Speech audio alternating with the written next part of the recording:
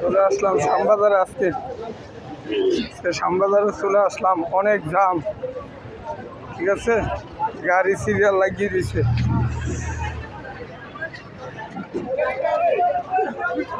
আজকে আমি মিষ্টি বেল কিনছি।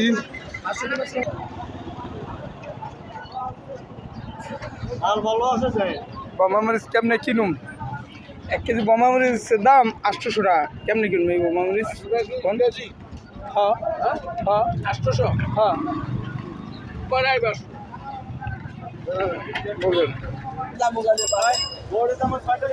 সুপারি মোবাইল খাইছে খাইছে। কিনছি বেল।